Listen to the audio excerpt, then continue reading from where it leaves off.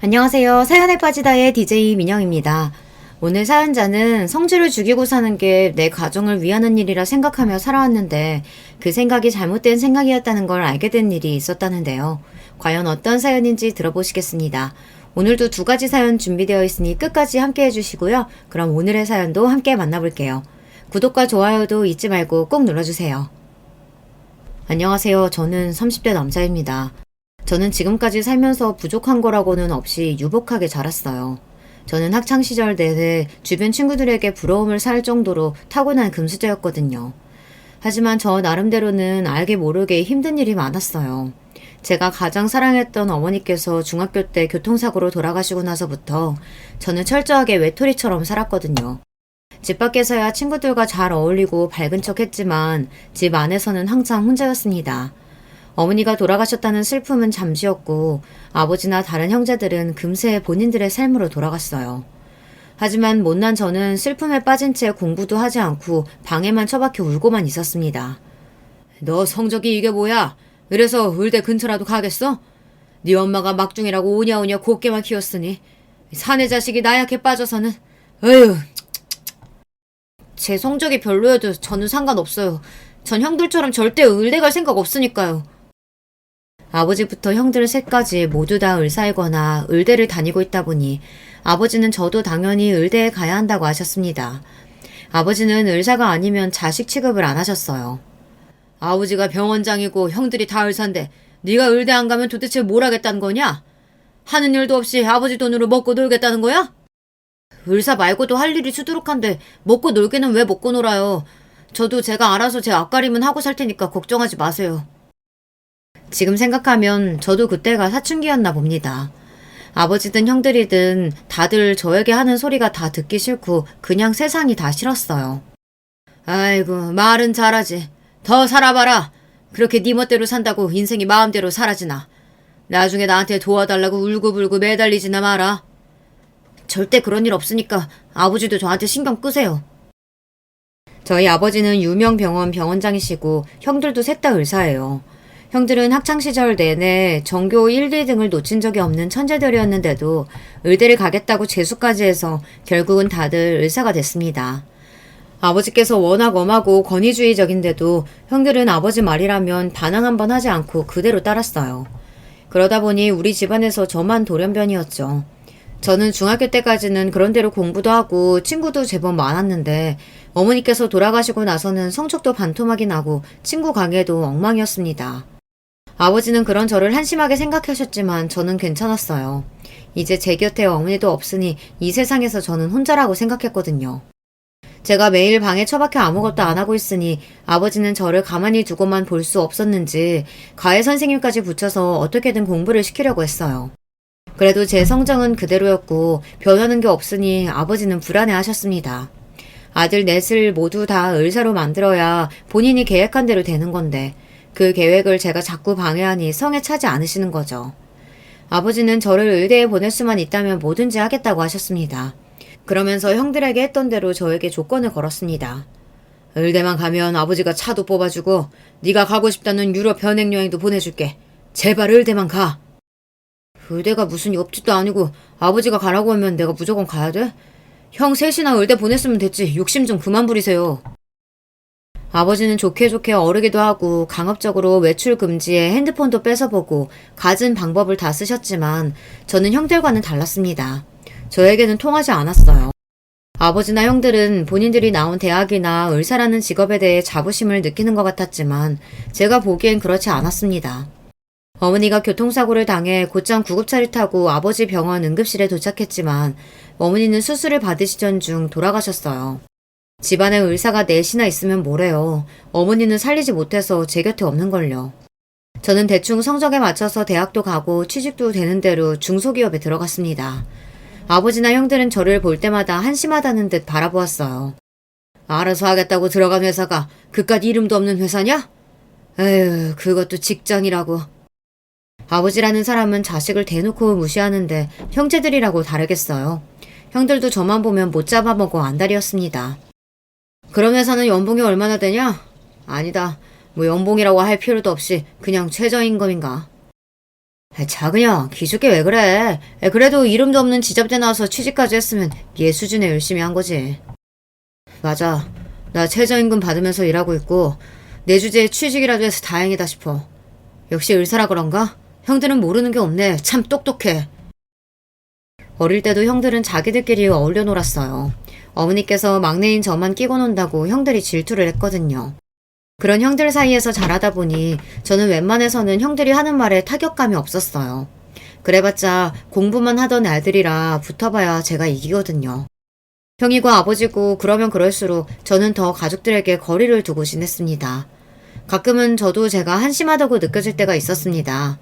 이렇게 아무 생각도 없이 꿈도 없이 하루하루 숨만 쉬듯 버티듯 사는 게 맞나 싶어서요. 그러던 중에 저에게도 제 편이 생겼습니다. 아내를 만났어요. 아내는 제가 살면서 만난 사람 중 제일 착한 사람이에요. 제가 다니던 직장에서 동료로 처음 만났는데 회사에서도 선배든 후배든 동료든 누구에게나 친절하고 다정했어요. 아내와 함께 다니던 회사에 장애인 직원이 한 명 있었는데요. 그 직원이 농인이었는데 언제부턴가 아내가 그 직원이랑 수어로 대화하더라고요. 알고 보니 그 노인 직원과 함께하는 업무가 많았던 아내는 그 직원을 위해 따로 수어를 배우고 있었더라고요. 단순히 수어에 관심이 있어서 배운 걸 수도 있지만 저는 그런 아내가 천사처럼 보였습니다. 저는 아내에게 반해서 반년을 짝사랑하다 어렵게 고백을 했습니다. 아내는 제 고백을 받아줬어요. 아직도 저는 그때가 꿈만 같아요. 아내도 저에게 마음이 있다는 게 믿을 수 없이 기뻤거든요. 아내와 저는 사내 연애를 1년 정도 하다가 결혼하기로 했습니다. 하지만 행복도 잠시 아버지께서 저와 아내의 결혼을 반대했어요. 예상은 하고 있었지만 그래도 막상 아버지께서 아내를 바로 앞에 두고도 결혼은 안 된다고 단호하게 하시니 저로서는 화가 나더군요. 학벌 직업 뭐 하나 내세울 게 없으면 집안이라도 좋아야지. 이거 뭐 볼 거라고는 어린 나이 말고 아무것도 없으니 결혼은 무슨 결혼이야? 대충 연애나 하다가 헤어져. 아버지, 아무리 제가 미워도 저랑 결혼하겠다고 인사드리러 온 여자한테 그렇게 무례하게 하셔야겠어요? 준영씨 그만해. 아버지 앞에서 그렇게 소리를 지르면 어떡해. 아버님이 보시기에 제가 부족해 보일 수 있지만 그래도 저 준영씨 많이 좋아해요. 결혼해서 잘 사는 모습 보여드릴 테니까 예쁘게 좀 봐주세요. 아내는 대단한 게 아버지처럼 무례하고 몰상식한 사람 앞에서도 밝게 웃으며 예쁘게 봐달라고 했어요. 저는 아내에게 미안해 그만하라고 어차피 허락 같은 거 받을 생각으로 온 거 아니라고 하고는 아내를 데리고 나왔습니다. 이미 제가 아내와 결혼하기로 마음먹은 이상 아버지께서 반대하셔도 할 생각이었거든요. 너는 도대체 언제 철들려고 그러냐? 형들 보면서 뭐 느끼는 거 없어? 형들 봐라. 을대 나와서 을사하니까 저절로 을사한 애가 따라오잖아. 에이, 근데 너는 내가 속상해서 원. 암튼 네가 아무리 한심한 놈이라도 의뢰병원장 아들인 건 사실이니까 그 여자하고는 헤어지고 주말부터 당장 선이나 보고 장가가라. 그 이후에도 아버지는 저를 찾아와서까지 말도 안 되는 소리를 하셨습니다. 아내와 당장 헤어지고 본인이 정해준 여자와 선을 봐서 결혼하라고 했어요. 저는 더 아버지와 이야기할 것도 없이 아내와 혼인신고를 해버렸습니다. 아내는 그래도 아버지께 허락을 받아야 한다고 했지만 저는 그러고 싶지 않았어요. 제가 30년을 넘게 봐온 아버지는 한 번 아니라고 하면 절대 고집을 꺾지 않아요. 괜히 아버지 허락받겠다고 기다리다가는 평생 아내와 결혼 못할 게 뻔합니다. 저희는 잔인 장모님께 허락을 구하고 당시에 제가 혼자 살던 원룸 월세집에서 살림을 시작했습니다. 저는 아내만 있으면 세상을 모두 다 얻은 것 같았는데 아내는 아니었어요. 아내는 매일 저만 보면 미안하다고 했습니다. 본인 때문에 제가 아버지와 등을 지고 사는 것 같아 미안하다고요. 저는 아니라고 원래부터 아버지와 형제들은 남처럼 살았다고 그렇게 이야기를 해도 아내는 이 모든 상황이 자기 때문이라고 생각했어요. 아내와 혼인신고를 하고 1년 동안 본가에는 가지 않았어요. 아버지도 저에게 실망해서 다시는 보지 말고 살자고 거의 을절한 상태였거든요. 아내는 명절만 다가오면 얼굴이 어두워져서 속상해했어요. 아내의 그런 모습을 보면 저도 미안했습니다. 우리 집이 아니라 다른 보통의 시댁이었다면 아내는 굉장히 사랑받는 며느리가 됐을 거예요. 아내처럼 착하고 마음씨가 고운 사람을 못 알아본 아버지가 원망스러웠습니다. 그러던 중 일이 있었어요. 요양원에 계시던 외할머니께서 돌아가셨습니다. 어머니가 돌아가시고 저를 돌봐주셨던 외할머니께서 돌아가셨다는데 제가 빠질 수는 없으니 고민 끝에 아내와 함께 장례식장에 갔습니다. 그곳에서 1년 만에 아버지와 형제들을 만난 거예요. 아버지는 저와 아내를 보고도 아는 체를 안 했는데 마침 저를 발견한 막내 형이 다가오더라고요. 아예 을들하고 살 것처럼 나가더니만 그래도 할머니 돌아가셨다고 하니까 오긴 왔구나. 나한테 엄마나 다름없는 외할머니가 돌아가셨는데 당연하지. 그때였습니다. 막내 형 옆에 있던 푼스 같은 형수들이 불쑥 다가와서는 자기들끼리 궁시렁거렸어요. 어머, 그럼 이쪽이 막내 동서? 반가워요. 나 서방님 막내 형수예요. 동서, 아버님도 계신데 말 조심해야지. 막내 동서는 무슨 막내 동서야. 식도 안 올렸는데. 형수들은 여전했습니다. 형들하고 도플갱어처럼 똑같이 천생연분이더니만 여전히 재수가 없더라고요. 처음 뵙겠습니다. 오수연이라고 합니다. 그때 아내가 허리를 푹 숙이더니 차분하게 인사를 건넸어요. 역시 아내는 저보다 그릇이 큰 사람이었어요. 저라면 인사고 뭐고 그 자리에 오고 싶지도 않았을 텐데 본인도 할머님께 인사드리고 싶다고 따라왔어요. 그때였어요. 자리에 앉아 내내 저를 노려보고 계시던 아버지께서 버럭 소리를 질렀습니다. 다들 장례식장 입구 막고 서서 뭐하는 거야? 어른을 봤으면 인사부터 해야지. 다들 이리 와서 앉아. 아버지의 호통에 사실 저도 좀 놀랐어요. 저를 보면 당연히 모르는 척 하실 줄 알았는데 저와 아내에게도 자리에 와서 앉으라고 했습니다. 그런데 알고 보니 아버지께서 저와 아내를 부르신 이유가 있었더라고요.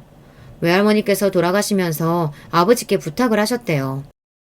우리 막내 손주, 자네가 성에 안차 하는 건 아는데 그래도 엄마 두고 먼저 떠난 우리 딸내미 생각해서라도 좀 봐줘. 그래도 우리 막내 손주가 먼저 간 우리 딸 제일 많이 닮았잖아. 외할머니는 어릴 때부터 제일 겁도 많고 마음이 여린 저를 볼 때마다 아들 넷 중에 제가 제일 어머니를 닮았다고 하셨어요. 어머니가 돌아가시고 나서도 그런 제가 안쓰러워 매일 품에 안고 재워주셨습니다. 그런 외할머니의 유언이니 아버지도 안 들어주실 수 없었던 거죠. 사람들 보는 눈도 있는데 내 자식이 식도 안 흘리고 월세 산다는 게 말이 돼? 빠른 시일 내에 결혼식 날짜 잡고 집도 알아봐라. 아버지는 제 눈도 마주치지 않고 무뚝뚝하게 말씀하셨지만 저와 아내를 받아주셨습니다.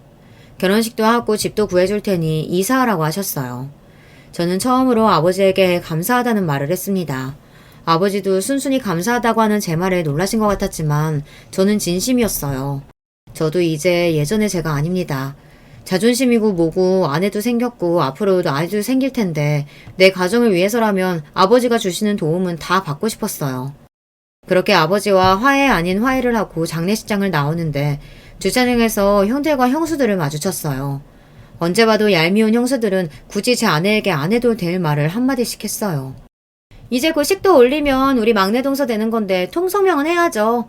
우린 다 동문이고 같은 병원에서 근무해요. 막내 동서는 어느 대학 나왔어요? 작은 형수, 가족끼리 원래 무슨 대학 나왔는지 그런 거 물어보면서 통성명하는 건가요? 어머, 우리야 뭐 다들 동문인 경우가 많으니까 자연스럽게 물은 건데 무례했으면 미안해요, 동서. 아닙니다. 다들 의사 선생님이시라는 이야기 준영 씨한테 들었어요.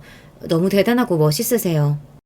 우리 시댁에서는 당연한 건데 대단할 게 뭐 있나. 동서가 특이한 거지. 동서는 좋겠다. 시아버지 병원에서 일 안 해서. 우린 직장 대표가 시아버지라 눈치 엄청 보면서 일하거든. 형수들이 하는 말들은 아버지 말보다 더 들을 가치가 없었어요. 의사라는 양반들이 입만 열었다 하면 자기들 자랑이니까요. 형수, 아버지 병원에서 일하시는 거 그렇게 힘들면 제가 대신 아버님한테 말씀드릴까요? 형수 힘들어서 그만두고 싶어 한다고? 어머머, 서방님, 제가 언제 병원 그만둔다 그랬어요. 아니거든요?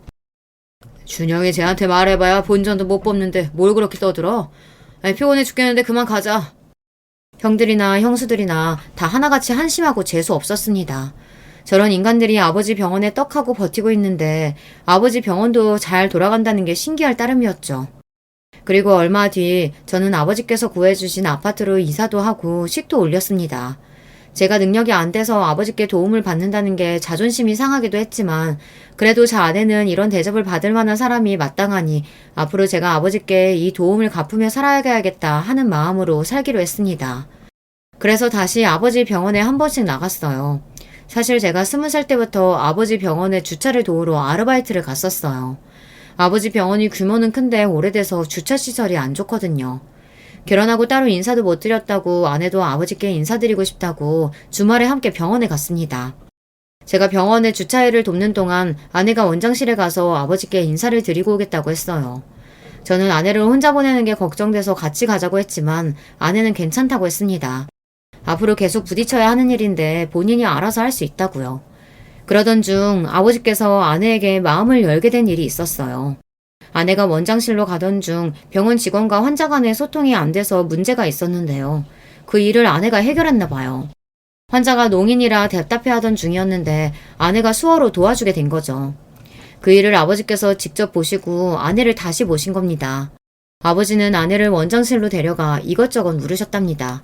여기는 왜 왔는지, 수어는 어디서 배웠는지 이것저것 말이죠. 제가 지금 다니는 직장에 농인 직원이 있어서 몇 가지 배워뒀었는데 이렇게 도움이 될 줄은 몰랐네요. 아, 그리고 오늘 온 건 준영 씨 주차 일한다고 해서 따라온 김에 아버님께 드릴 말씀이 있어요 왔어요. 사실은 아버님, 제가 임신했어요. 사실 아내가 아버지께 인사드리러 온 거기도 하지만 좋은 소식이 있어서 직접 이야기하고 싶다고 해서 함께 온 거였습니다. 아내가 임신을 했어요. 아, 정말... 너무 잘했구나. 잘했어. 다른 며느리들은 일하느라 바빠서 내가 자식이 넷이나 있어도 아직 손주 구경을 못했는데 네가 아주 장하구나. 장해. 저도 몰랐는데 아버지께서 손주를 보고 싶으셨나 봐요. 형들이고 형수고 다들 일하느라 바빠서 아이가 없어요. 아버지야 병원이 전부이신 분이니 손주 같은 건 별로 신경 안 쓰시는 줄 알았는데 그렇게 좋아하실 줄은 몰랐습니다. 심지어 아내에게 돌아가는 길에 맛있는 거 사 먹으라고 용돈까지 주셨대요. 그리고 잘 아는 산부인과도 소개하셨답니다. 병원을 나와 아내와 집에 돌아오는데 아내도 기분이 좋은지 아버지와 있었던 일을 시시콜콜 떠들더라고요. 그리고 얼마 뒤 생각지도 못한 일이 있었습니다. 아버지께서 저에게 먼저 전화를 하셨어요. 거의 1년 만에 있는 일이었습니다. 애가 입덧하는지 몸이 많이 야였더라. 임신해서 직장 생활하기 힘들 텐데 웬만하면 일 그만두라고 해. 돈 때문에 그런 거면 내가 생활비 보내줄 테니까. 순간 저는 당황해서 어안이 벙벙했습니다. 아버지께서 제 아내가 걱정돼서 전화하실 거라고는 생각도 못했으니까요. 더군다나 제가 생각지도 못한 이야기까지 하시니 놀라웠어요.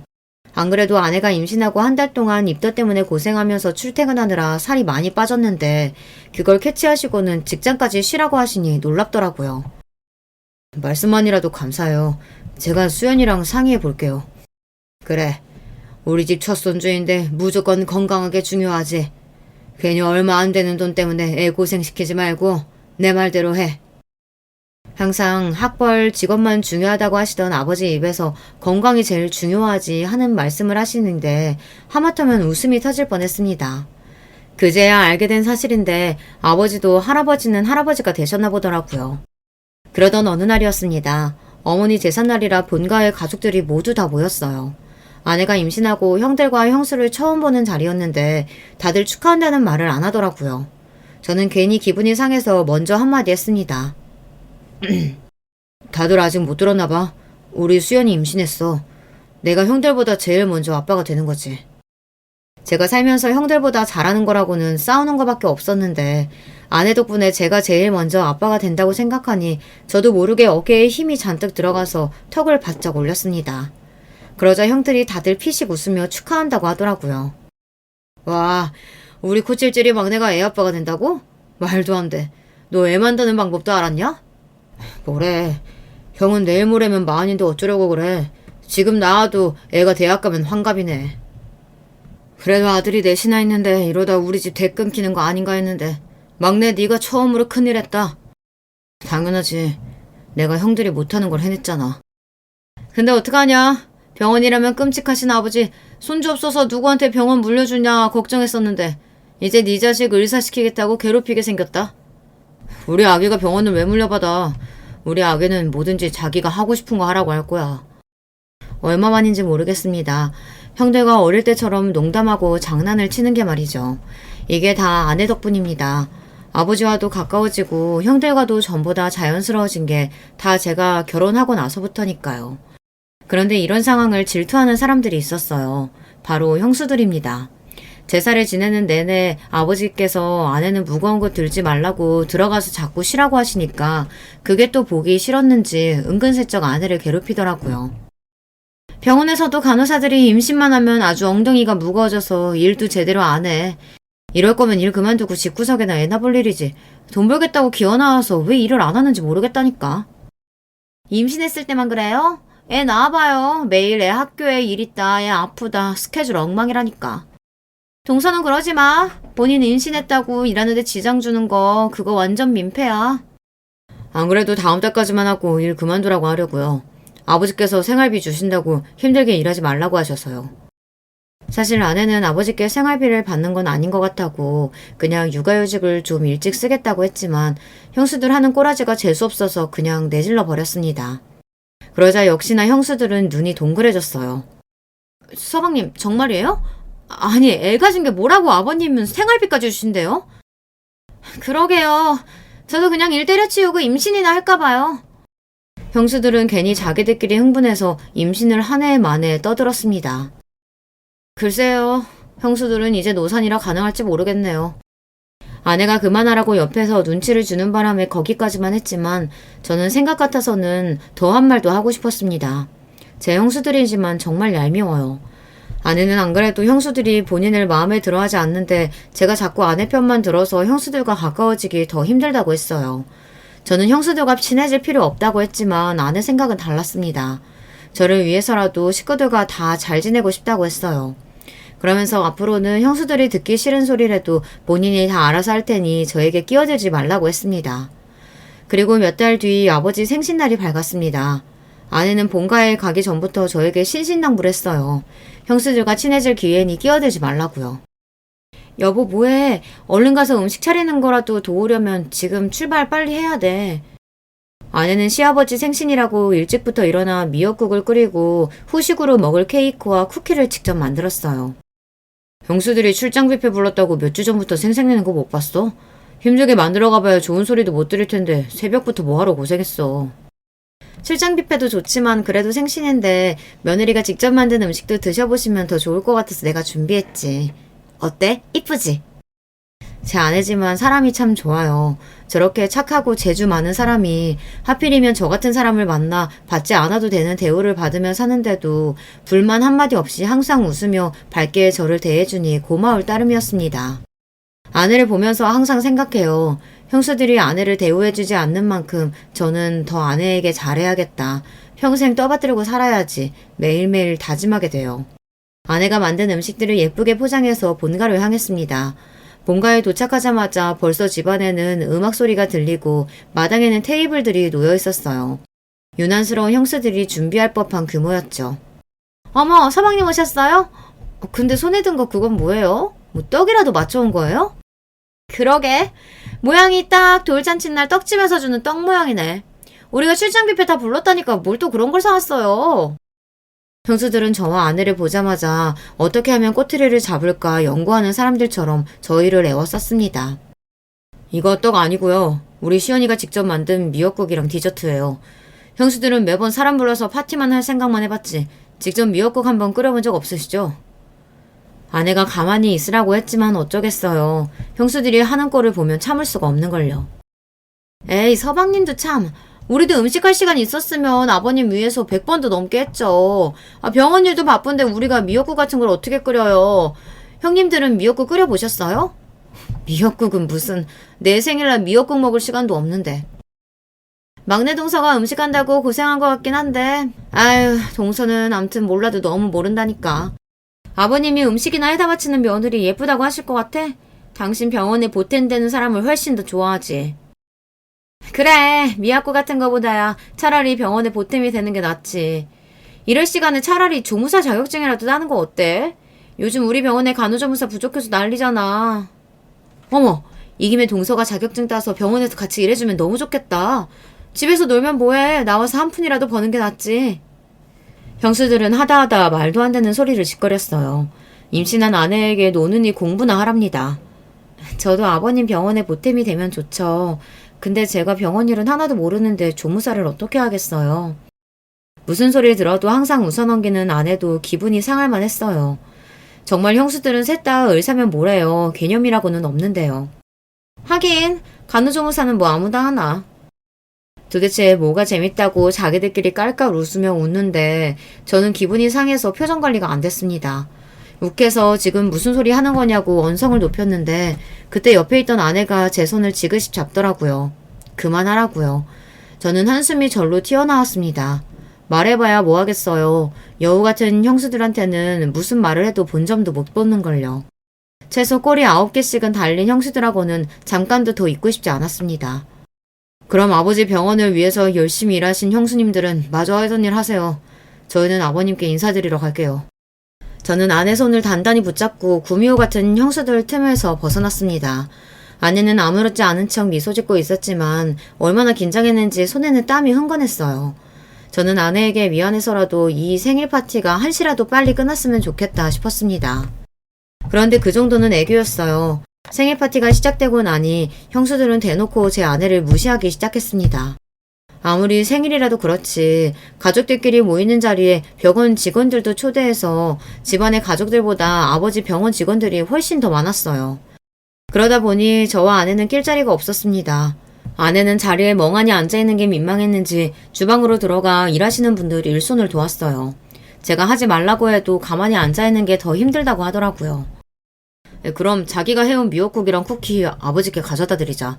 인사도 못 드렸는데 저렇게 그냥 두면 아버지가 자기가 해온 것도 모를 거야. 일찍 도착해서 아버지께 인사를 드리려고 몇 번이나 방에 갔는데도 아버지께서 방에 안 계셨어요. 병원 직원들이 워낙 많다 보니 아버지께 따로 인사드릴 시간조차 없었습니다. 저는 아버지의 생신을 축하드리는 것보다 아내가 해온 미역국과 디저트를 아버지에게 맛보게 해드리고 싶었어요. 그래서 따로 준비해서 저와 아내가 들고 아버지가 계신 테이블로 갔습니다. 그런데 그때였어요. 저와 아내가 쟁반을 들고 있으니 출장 뷔페 직원인 줄 알았는지 병원 교수님 한 분이 아내에게 물은 어디 있냐고 물은 거예요. 저는 순간 기분이 상했지만 애써 표정을 가다듬고 그 손님에게 인사를 드린 뒤 이 원장님 막내 며느리라고 인사를 시켰습니다. 안녕하세요 교수님, 오랜만에 뵙겠습니다. 이쪽은 제 안사람이에요. 이 원장님 막내 며느리요. 어머머, 원장님 막내 아들이었구나. 오랜만에 봐서 못 알아봤어요. 어머, 죄송해요. 음식을 들고 계시길래 당연히 출장 뷔페 직원인 줄 알았어요. 이건 제 안사람이 아버지 생신이라 직접 만들어 온 음식들이라 저희가 가지고 온 거예요. 교수님도 쿠키 좀 드셔보시겠어요? 어머, 너무 맛있다. 솜씨가 너무 좋네요. 요즘 세상에 이런 며느리가 어딨어요. 우리 이 원장님 너무 좋으시겠다. 화기애애한 분위기 속에 이야기를 나누고 있는데 그때였어요. 언제 나타났는지 형수들이 갑자기 나타나 끼어들었습니다. 어머, 김 교수님 와주셔서 감사해요. 막내 동서랑 벌써 인사하셨나봐요. 우리 막내 동서가 이렇게 사람이 참 소박해요. 제가 봐도 직원인 줄 알았을 거예요. 동서, 그래도 시아버지 생신인데 좀 신경 좀 쓰고 오지 그랬어. 그러게, 여기다가 아침마만 매면 딱 출장 뷔페 직원이네. 형수들은 또 시작이었습니다. 주변에 사람들이 있든 말든 신경도 쓰지 않고 제 아내에게 막말을 해댔어요. 듣고 있던 교수라는 사람도 민망했는지 후다닥 자리를 옮길 정도였죠. 형수들 제발 좀 그만해요. 나이도 훨씬 어린 동서한테 일일이 참견하고 괴롭히는 거 창피하지 않아요? 어머, 서방님, 괴롭히긴 누가 괴롭혔다 그래요. 우리는 동서 혼자 뻘쭘할까봐 신경 쓰느라 농담 좀 한 건데. 그딴 게 무슨 농담이에요. 2번 더 신경 썼다가는 진짜 앞치마 가지고 와서 서빙이라도 하라고 하겠어요. 저는 최대한 인상을 구기며 단호하게 이야기했습니다. 다시는 제 아내를 가지고 놀지 말라는 경고였어요. 그래도 주변에 다 병원 사람들이라 본인들도 제가 더 했다간 쪽팔릴 것 같았는지 별말 없이 입술을 삐죽거리며 가더라고요. 그 와중에도 아내는 아버님 생신이니 저에게 그만하라고 했습니다. 괜히 분란 만들면 아버지에게 또 미운 털이 박힐 거라고요. 저는 스스로가 너무 한심했습니다.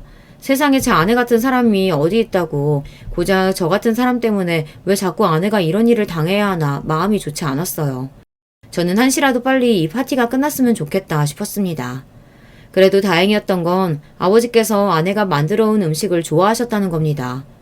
아이고, 그러고 보니까 내가 오늘 미역국을 못 먹었네. 생일이라고 눈앞에 사내지미를 보고 홀딱 넘어가서는 미역국 못 먹은 것도 깜빡하고 있었네. 막내야 고맙다. 역시 너는 마음이 참 따뜻해. 이 쿠키도 너무 맛있다. 꼭 빵집에서 파는 것 같아. 아버지는 아내가 만든 케이크랑 쿠키가 너무 훌륭하다며 이런 재주가 있었는지 몰랐다고 하셨어요. 달지도 않고 깔끔한 게 나이 든 사람들이 먹기 너무 좋다고요. 그러면서 아버지 주변에 앉아 계신 다른 교수님들에게 아내를 소개하시는데 그 모습이 저까지 기분이 좋았습니다. 우리 막내놈 알지? 형들 다 의대 다니면서 공부할 때 혼자 기타나 튕기고 다니면서 놀기만 하길래 사람 부실이나 하고 살까 했는데 그래도 처복은 있는지 아들 중에 장가는 제일 잘 갔어. 그 순간 테이블 주변에는 정적이 흘렀습니다. 그럴 만한 게 아버지께서 저런 이야기를 하실 줄은 몰랐어요. 아버지처럼 무뚝뚝하신 분이 웬일로 아내에게 칭찬을 아끼지 않았습니다. 심지어 며느리 넷 중에 제일 착하고 남편에게 잘한다는 소리까지 하셨어요. 아들 중 제가 장가를 제일 잘 갔다고요. 물론 저도 그렇게 생각하지만 아버지도 저와 같은 생각을 하고 계실 줄은 몰랐습니다. 아버지처럼 학벌 직업이 세상의 전부라고 생각하시는 분이 아내를 이 정도로 좋게 보고 있는 줄은 몰랐어요. 지금까지 한 번도 그런 이야기를 하신 적이 없었던 아버지께서 아내에 대해 그렇게까지 이야기를 하시니 그 자리에 있던 사람들은 모두 다 놀랐습니다. 특히나 형수들이 많이 놀란 것 같았어요. 형수들은 지금까지 자기들이 좋은 대학 좀 나오고 의사라는 이유로 자기들이 세상에서 제일 잘난 줄 알고 살면서 만만한 아내를 매일 무시하고 업신여겼었는데 아버지께서 다들 있는 앞에서 아내에게 며느리 중 제일 낫다고까지 이야기하셨으니 속이 부글부글 끓을 게 뻔했죠. 그 모습을 보고 나니 저도 형수들 때문에 화가 났던 감정이 조금 누그러졌습니다. 얼굴이 빨개져 한마디도 못하고 있는 형수들 모습이 고소하더라고요. 그런데 자존심 강한 형수들이 그런 소리를 듣고도 가만히 있을 리 없었습니다. 아버지 생신 파티가 어느 정도 정리가 되고 손님들이 모두 다 돌아간 이후였어요. 아버지는 저와 형들에게 오늘 너무 고생 많았다고 그만들 돌아가 보라고 하셨습니다. 그런데 그때였어요. 형수들이 짠 듯이 셋 다 가방에서 봉투를 꺼내더니 일제히 아버지에게 건넸습니다. 아버님께서 필요하신 게 뭐가 있을까 고민하다가 돈이 제일 좋을 것 같아서 약소하지만 동서들이랑 셋이 100만 원씩 모았어요. 아버님 생신 축하드려요. 집에 뷔페까지 불러줬으면 됐지. 돈은 또 뭐하러 준비했어? 아이고 고맙다 고마워. 다들 고생 많았다. 집에서 손님들 불러놓고 파티를 한다길래 저와 아내는 따로 준비한 게 없었는데 형수들이 일제히 봉투를 꺼내서 아버지에게 건네니 같은 자식으로서 민망하더라고요. 저는 형들까지 원망스러웠습니다. 아버지 생신에 자기들끼리 용돈을 준비할 생각이었으면 저에게도 귀띔이라도 했으면 좋았을걸. 딱 저와 아내만 빼고 자기들끼리 준비해서 보란듯 봉투를 건네니 더 짜증이 나더라고요. 그런데 그때였어요. 머뭇거리던 아내가 가방에서 조심스럽게 포장된 상자 하나를 꺼내더니 아버지께 건넸어요. 아버님, 이거 제가 아기 내복 만들면서 아버님이랑 세트로 손수건 하나 만들었는데 마음에 드실지 모르겠어요. 아버님 오래오래 건강하시라고 거북이 모양으로 수도 놓았어요. 언제 준비했는지 아내가 아기 내복을 만들던 천과 같은 천으로 아버지 손수건을 만들었더라고요. 아버지께서 좋아하시는 귀여운 거북이 모양까지 수를 놓아서 말이죠. 그런데 그때 옆에 있던 형수들이 킥킥거리며 웃는 소리가 들렸습니다. 그러더니 한다는 소리가 가관이었어요. 어머, 손수건? 저런 거 인사동 가면 1,000원이면 사는 거 아니야? 동서, 막내 동서가 직접 만들었다잖아. 그럼 최소 5,000원은 받아야지. 자기들끼리 속삭인다고 속닥거리는데 그 소리가 저나 아내에게 다 들렸습니다. 에이, 왜들 그래? 예쁘기만 한데. 동서, 너무 잘했다. 암튼 동서는 재주도 많아. 이 좋은 능력을 매일 집에서 썩히고 있으니 어떡해? 시간 되면 아예 기저귀도 만들어서 써. 돈도 아끼고 너무 좋겠다. 그 와중에 큰형수는 위안답시고 떠들어대는데 재수가 없어도 너무 없더군요. 저도 참을 만큼 참았습니다. 우리 집에서 나만 돌연변이고 그래서 제 아내까지 무시당하는 거야 잘 알지만 아무리 그래도 이건 선을 넘었어요. 하하, 이게 우리 손주 내복이랑 세트란 말이지? 너무 귀엽다. 고맙다 막내야. 우리 손주 태어나면 내가 이 손수건으로 머리도 닦아주고 입도 닦아줘야지. 제 표정이 아무래도 좋지 않은 게 티가 났는지 아버지께서 애써 아내가 건넨 손수건을 연신 만져보며 고맙다고 하셨어요. 마음에 든다고요. 하지만 저는 이미 내내 붙잡고 있던 이성의 끈이 끊어지고 말았습니다. 더는 저 개념 없는 불려우 셋을 그냥 보고만 있을 수 없었어요. 아버지 그거 아세요? 얼마 전에 기사 났다가 순식간에 사라진 뉴스 하나 있었는데 모 병원 의사들이 작정하고 제약사에 불법 리베이트 요구해서 망신당했다는 뉴스요. 뭐? 그런 뉴스가 있었어? 나는 못 봤는데. 아유, 그런 것들 때문에 우리 같은 멀쩡한 의사들까지 욕먹는다니까. 돈이나 밝히는 것들이 무슨 의사라고.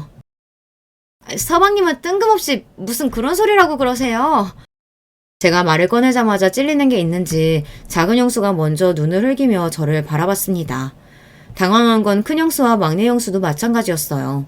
그 모습을 보는데 저는 더 꼴보기 싫어 들은 채도 하지 않고 아버지에게 더 바짝 다가가서 본격적으로 이야기를 했습니다. 아버지, 제가 얼마 전에 병원 갔다가 들었는데 글쎄 그게 우리 병원 의사들 이야기라네요. 어머 서방님, 그게 무슨 소리예요? 그런 소리 도대체 어디서 들었어요? 당황한 큰형수가 갑자기 제게 달려오더니 제 팔을 붙잡았어요. 그러더니 제 눈을 맞추며 그만하라는 듯 고개를 흔들었습니다. 그 모습을 보는데 저는 웃음이 절로 튀어나왔어요. 이 정도 가지고 쪼시면 어떡해요, 형수? 이제 시작인데. 아버지, 그 기사에 나온 의사들이 바로 형수들이에요. 저도 최근에 알았는데 형수들이 셋이 작당하고 제약사 영업사원들한테 리베이트 요구했다가 거절당하니까 억하심정으로 제약사 바꾸려고 하다가 제약사 영업사원한테 걸려서 기사까지 났더라고요. 그랬습니다. 저도 20대부터 20년 가까이 병원을 왔다 갔다 하다 보니 친한 직원들이 많습니다. 제가 병원장 아들이라는 걸 다들 아니 제 앞에서는 병원 이야기를 다들 쉬쉬하지만 제가 누군지 모르는 들어온 지 얼마 되지 않은 직원들이나 아르바이트생들은 제 앞에서도 이런저런 이야기를 슬슬 터놓더라고요. 그러던 중 형수들이 셋이 작당하고 제약질에 갑질한 사실을 알게 됐습니다. 그 일로 억울했던 제약사에서 기사를 터뜨리니 형수들이 당황해서 곧장 제약사에 사과하고 기사를 무마했나 보더라고요. 행여나 아버지 귀에 들어갈까봐 몸을 사린 거죠.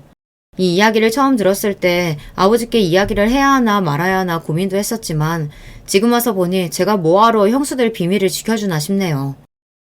뭐야? 이게 사실이야? 너희들 정말 그런 짓 한 거냐? 아버지는 자식들에게는 항상 엄하고 고지식해도 평생을 지켜오신 병원에 대해서는 각별하세요. 어떤 환자에게나 공평하고 친절하십니다. 형편이 어려운 환자들을 위해 지원도 아끼지 않으시는 편이고요. 거기다가 병원 내에 직원들 간의 노사 문제나 거래처와의 관계도 굉장히 중요하게 생각하세요. 당신의 병원과 연관된 모든 사람은 다 가족이라고 생각하시는 분인데 며느리들이 작당하고 거래처에 돈을 요구했으니 이건 절대 좋게 넘어갈 문제가 아니었죠. 아버님, 그게 어떻게 된 거냐면요. 사실 저는 모르는 일이었는데 작은 동서 말이 다른 병원 의사들은 다들 그렇게 한다고 해서 저도 모르게 죄송해요. 제가 윗사람으로서 동서를 말렸어야 했는데. 형님, 지금 무슨 말씀하시는 거예요? 리베이트 이야기 처음 꺼낸 건 형님이시잖아요. 맞아요, 형님. 큰형님이 다 책임지겠다고 하셔놓고 이제 와서 이러시면 어떡해요? 가관도 이런 과관이 없었습니다. 형수들은 서로에게 죄를 미루느나 여념이 없었어요. 당신 미쳤어? 도대체 무슨 짓을 하고 다니는 거야? 그치, 우리 자기가 그랬을 리 없지. 이런 일이야 당연히 큰형수가 주도했겠지. 야, 너 말 다 했어? 네 형수가 하긴 뭐래. 당신 정확히 말해. 리베이트의 리자라도 당신이 먼저 꺼낸 적 있어 없어? 형들까지 나서서 형수들을 나무랐습니다. 형들도 뻔하죠. 본인 아내들의 실수가 본인들에게까지 피해로 돌아올까봐 발을 빼는 거예요. 막장도 이런 막장이 없었습니다. 좋은 대학 나와 의사라고 매일 내 앞에서 뻐기고 제 아내를 무시해대더니만 하는 짓은 본인들이 더 볼품 없었습니다. 다들 조용히 못해? 너희가 아무리 내 며느리들이라고 해도 이 일은 그냥 못 넘어가니까 그런 줄 알아라. 인사팀이랑 법무팀에 얘기해서 조치할 취할 테니까 그런 줄 알고 다들 자숙하고 있어. 아버님 아니에요. 저희 말만 꺼낸 거지 리베이트 받은 거 하나도 없어요. 진짜라니까요. 제약사에서 안 줬으니까 너희들이 못 받은 거지. 그게 안 받은 거야? 이런 못된 것들. 환자들을 가지고 돈놀이를 해? 내가 너희들 가만둘 줄 아냐? 아버님 잘못했어요. 저희가 너무 뭘 모르고 한 일이니까 한 번만 봐주시면 다시는 이런 일 없을 거예요. 아주 시아버지 생일날 잘한다 잘해. 그만 입들 다물고 다 꺼져. 꼴도 보기 싫다. 아버지는 며느리들이고 아들들이고 다 보기 싫으니 썩 꺼지라고 호통을 치셨습니다. 그쯤 되니 저도 아버지에게 죄송했어요. 생신인데 제가 또 괜한 분란을 만들었나 싶어서요. 아버지 죄송해요. 아버지 생신날 이런 이야기 하는 게 아니었는데 형수들 하는 짓이 너무 얄미워서. 됐어. 너 아니었으면 이 중요한 일을 모르고 넘어갈 뻔했다. 그리고 생일이야. 우리 막내 며느리가 미역국도 끓여와서 먹고 이렇게 귀여운 선물도 받았으니 나야 고맙지 뭐. 아버지께서 화를 내실 줄 알았는데 오히려 저와 아내에게 고맙다고 하셨어요. 저희 아니었으면 이번 생일을 더 망칠 뻔했다고요. 얼마 뒤 아버지께서 가족들을 모두 다 집으로 소집했습니다. 할 말이 있으니 다들 모이라고요. 아버지 생신 파티 이후 병원에는 한바탕 소독이 있었대요. 아버지께서 의사들을 대대로 감사해서 혹여나 지금까지 리베이트 문제가 있었는지 조사하라고 지시했답니다. 며칠 동안 병원이 시끌시끌했다네요. 그리고 아버지께서 직접 형수들이 갑질을 한 제약사에 찾아가 사과까지 하셨답니다. 몇십 년 동안 거래를 해온 거래처인데 당신이 며느리들 교육을 잘못시켜서 서로의 믿음에 스크래치가 생겼다며 다시는 이런 일 없을 거라고요. 그 일이 의사들 사이에서 소문이 나고 형수들이랑 형들이 동료들 사이에서 망신을 당했다네요. 형들은 대학 때부터 의사 집안의 병원장 아들이라고 무지하게 뻐기면서 다녔는데 아내들 때문에 그런 일이 있었으니 당분간은 쪽팔려서 동창회도 못 나갈 거예요. 그뿐만이 아닙니다. 더 대박은 아버지께서 형수들을 잘라버렸다는 거예요. 저도 아버지께서 그렇게까지 하실 줄은 몰랐는데 아버지는 고민 끝에 형수들을 잘라버렸습니다. 그런 짓을 벌여놓고도 내 며느리들이라고 봐주면 병원 직원들이 나를 뭐라고 생각하겠어. 원장 며느리도 잘못하면 잘린다는 본보기를 보여줘야지. 다른 직원들도 돈에 흔들리지 않고 양심적으로 일을 하지 않겠냐. 아버지의 결정에 형과 형수들은 어떻게 이렇게까지 하시냐며 난리를 쳤지만 아버지는 아랑곳하지 않으셨습니다. 이미 의사들 사이에서 소문이 난 상태라 형수들은 재취업도 쉽지 않을 거라고 하더군요. 형수들은 결국 친정에 손을 벌려 개인 병원을 개업하려고 하는 것 같은데 이미 그 바닥에 소문이 다 난 상태라 그마저도 쉽지 않은지 형수들은 저를 만날 때마다 이게 다 저 때문이라고 눈을 흘기더군요. 가만 보면 참 양심이란 게 없는 사람들이에요. 명색이 의사라는 사람들이 그런 개념 없는 짓을 저지르려고 했으면 벌을 받는 게 마땅한 건데 그 와중에도 제 탓을 하니까요. 사방님, 저는 형님들이 시키는 대로 한 거란 거 잘 아시잖아요. 아버님께 저라도 좀 좋게 이야기해 주세요. 큰 형수나 작은 형수는 어떻게든 친정에서 도와주려고 하는 것 같은데 막내 형수는 그마저도 잘 안 됐는지 자기는 잘못이 없다고 저에게 아버지에게 한마디만 더 이야기해달라고 졸랐습니다. 형수 친정 베트남에서 사업한다고 바로 얼마 전까지 제 안사람 앞에서 뻐기지 않으셨나요? 다른 형수들처럼 친정에 이야기해서 개업해달라고 하세요. 제가 쪽팔려서 말 못했는데 사실 친정아버지 사업 망해서 한국 들어온 지 꽤 됐어요. 저 이러다가 정말 의사 인생 끝내게 생겼어요. 막내 형수는 제발 아버지에게 한 번만 다시 기회를 달라고 이야기해달라고 했지만 저는 들은 척도 안 했습니다. 저도 저를 무시하거나 막대했으면 이 정도로 단호하게 하지는 않았을 거예요. 아무 잘못도 없는 제 아내를 건드렸으니 저도 참아줄 수 없었습니다. 그 이후 실기한 일이 하나 있었어요. 형수들은 아버지 병원을 떠났고 제 아내는 아버지 병원에 들어가게 됐습니다. 어떻게 병원에 들어가게 됐냐고요? 아버지 병원 1층 상가에 아내가 빵과 커피를 파는 가게를 하게 됐어요. 아내가 출산하자마자 아버지께서 아내를 부르시더니 출산 선물로 1층 상가 자리를 줄 테니 장사를 한번 해보라고 하시더라고요. 가게 연지 벌써 반년이 지났는데 워낙 자리가 좋으니 매출이 너무 좋습니다. 물론 아내가 너무 바빠져서 제가 딸을 키우느라 정신은 없지만 그래도 아내가 행복해하는 모습을 보니 저까지도 너무 행복합니다. 아내 덕분에 저와 아버지 사이도 전부 다 많이 좋아졌고요. 끝까지 저의 이야기 들어주셔서 감사합니다. 여러분의 가정에는 지금의 저처럼 행복한 일만 가득하시길 바랄게요. 안녕하세요. 저는 어렸을 때 지금의 제 나이를 상상하며 와, 엄청 어른이다 이렇게 여겼었어요. 그런데 막상 이 나이가 되고 보니까 그다지 멋진 어른이 되어 있는 것 같지 않아서 스스로에게 머쓱해지네요. 평범한 것도 축복이라면 축복이라고 하더라고요. 그런 면에서 저를 보자면 저는 평범하나 평범하지 않은 환경에서 자랐으니 어떻게 정의를 내려야 할지 굉장히 애매한 유년 시절을 보유한 사람 같습니다. 친정 부모님께서는 각자 풍족하지 않은 집안에서 자라났으나 홀로 개천용으로 성장하신 분들이셨다고 해요. 낭중치주라고 하나요? 비범한 사람들은 아무리 평범한 환경 속에 놓인다고 한들 그 재능이 가려지지는 않는 법이죠. 부모님 두 분께서 그런 분들이셨던 거예요. 그리고 서로가 동족임을 한눈에 알아보셨고 금세 결혼까지 하시게 되었다고 합니다. 그런데 이런 두 분을 질투하는 사람들이 주변에 있었나 봐요. 그 범위 안에는 가족들도 포함이었죠. 아버지께서는 당신의 친형에게 사기를 당하셨어요. 있던 돈을 모두 잃은 것도 모자라 빚까지 지셨지요. 그 바람에 두 분의 신혼집이 날아갔다고 합니다. 좌절한 상황 속에서 두 분은 임신 사실을 알게 되셨어요. 엄마의 뱃속에 제 언니가 자리하고 있었던 거예요. 두 분은 이를 악물고서 사기를 치고 잠적한 가족, 그리고 그 가족을 은근히 옹호한 다른 가족들까지 이제는 가족이라 생각하지 않기로 하고 뱃속의 생명을 위해 포기하지 않고 다시 시작하셨습니다. 그런데 세월이 흐르고 둘째인 제가 태어난 지 얼마 안 되었을 때였어요. 이번에는 엄마 쪽에서 배신이 일어났죠.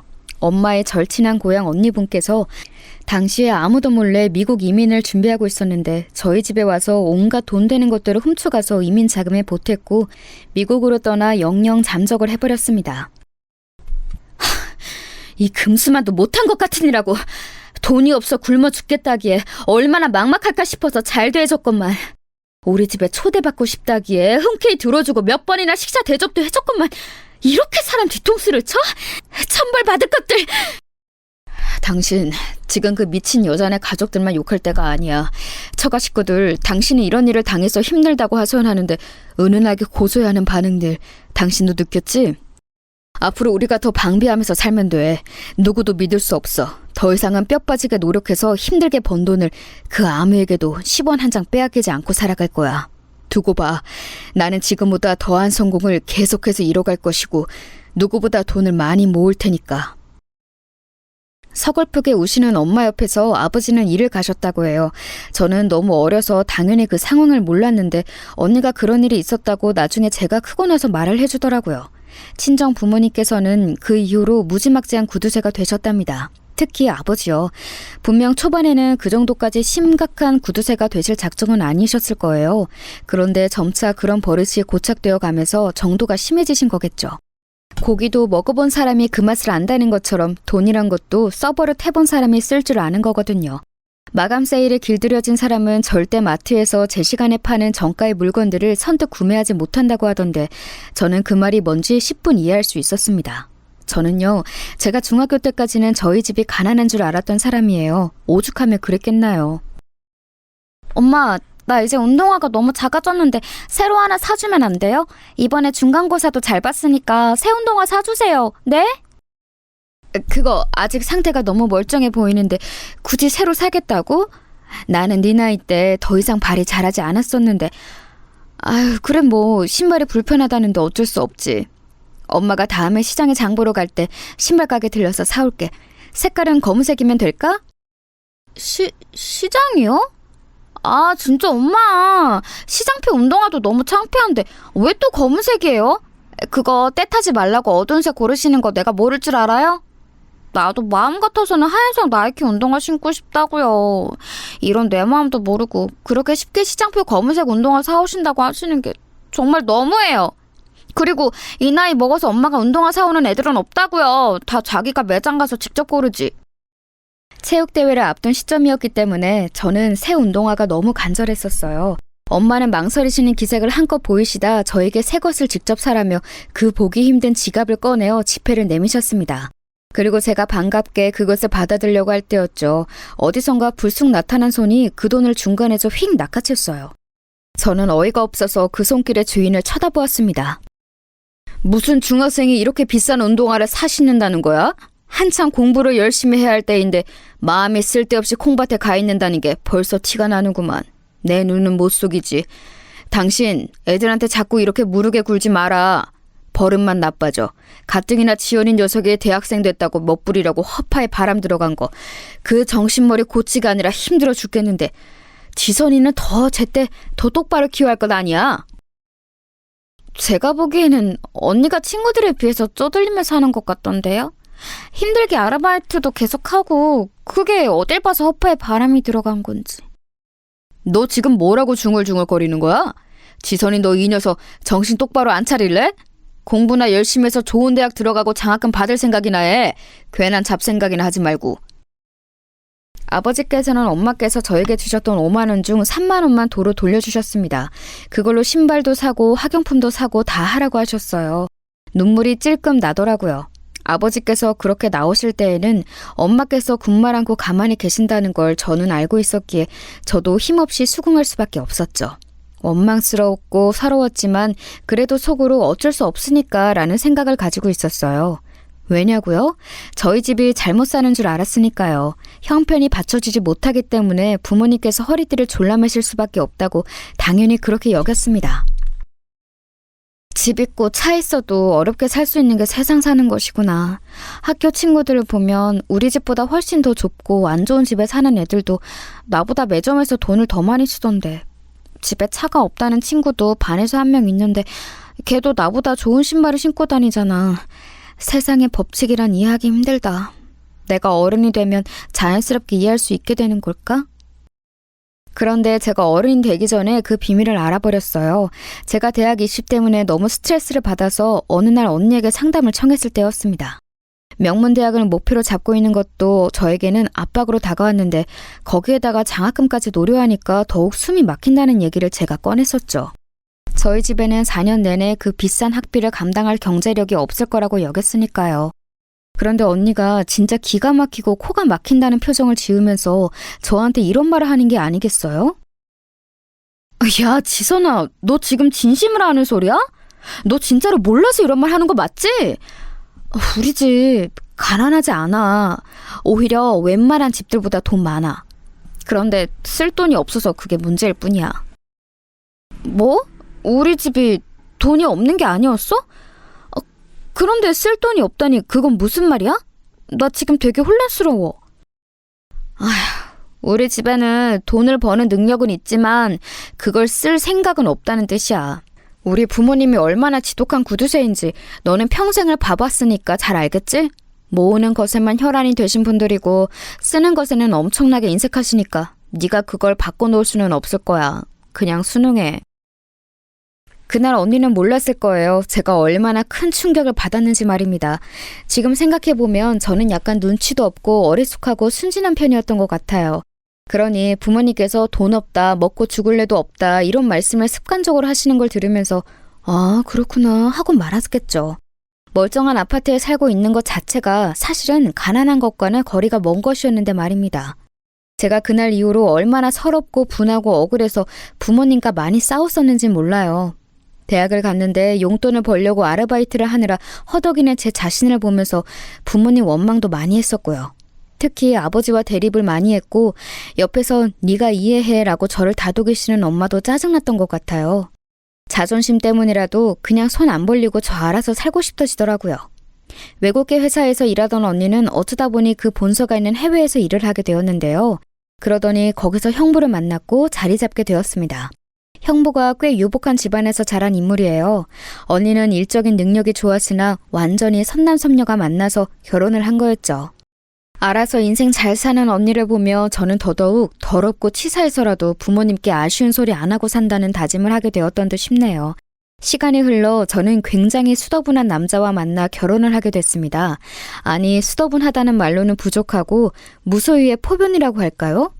욕심 없이 자기 맡은 바 일만 열심히 하는 사람이었어요. 저는 결혼하면서 저희 집 배경을 남편에게 다 밝혔습니다. 부모님과의 애증어린 역사도요. 근데 남편 콩고물 부스러기 하나 기대하지 않고 아, 그렇구나 하고 말더라고요. 남편이 이런 반응을 보이니까 자연스레 시댁에도 제 친정이 사실은 꽤 잘 산다는 걸 밝히지 않게 되었습니다. 시어머니께서는 저를 따뜻하면서도 측은한 눈길로 맞아주셨죠. 우리 둘째는 어쩜 이렇게 꼭 자기 같은 여자를 만났을까? 사람이 맑고 신중하고 그동안 아등바등 열심히 살아오느라 힘들었을 텐데 결혼 생활을 부디 무탈하고 행복하게 잘 하기를. 뭔가 저를 굉장히 오해하시는 듯 보였으나 정성해줄 필요성은 못 느꼈네요. 남편이 자꾸 옆에서 괜히 말씀드리지 마 이런 눈치를 주기도 했고요. 남편은 3남매 중 둘째였는데 첫째인 시누이는 놀랍게도 굉장한 부잣집에 일찍 시집 갔다가 적응 못하고 부부 사이에 불화가 생겨서 이혼한 전적이 있었어요. 그리고 셋째인 남자 시동생은 회사도 좋은 곳에 다녔으며 무엇보다 처가를 잘 얻었습니다. 동서가 어느 정도 사는 집안의 딸이었어요. 형님, 그 운동화 나이키에서 나온 신상품의 디자인을 따라한 거 아니에요? 브랜드 없는 보세 운동화네요? 아니, 슬리퍼도 아니고 운동화를 그 나이에 굳이 보세를 신는 사람도 있어요? 그런 운동화를 신은 건 형님인데 왜 창피하면 왜 저희 몫인가요? 그리고 놀고 자빠진 인물이었죠. 어찌나 말하는 걸 깍쟁이처럼 해댔는지 제가 깜짝 놀랐습니다.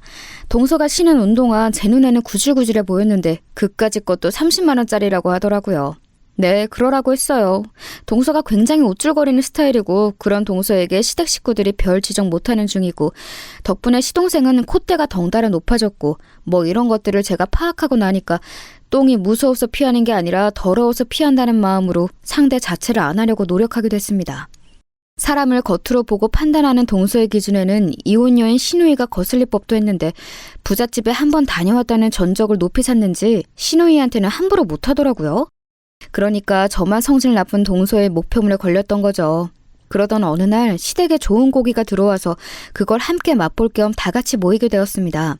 시아버지의 고향 친구분께서 되게 좋은 일이 있으셨는지 크게 한턱 쏘셔서 한우 세트를 보내주셨거든요. 시부모님께서는 당연히 그걸 받아보시자마자 얼른 온 식구가 다 같이 모여서 함께 나눌 생각부터 하셨다네요. 그래서 미룰 것 없이 곧장 토요일 주말에 모이기로 했어요. 시어머니와 통화를 하면서 그 이야기를 전달받은 제가 말씀드렸죠.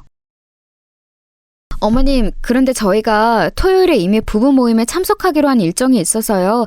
그래서 말씀하신 시각보다 조금 늦게 도착할 것 같은데 괜찮으시죠? 너희는 왜 하필 이런 때에 그런 일정을 잡아놨었니? 웬 부부 모임이야? 너희가 그런 걸 도통 다닐 만한 사람들이 아닌데? 맛보기 힘든 최고급 한우를 빨리 먹으러 오지 않고 꼭 그런 모임에 먼저 참석을 해야겠어?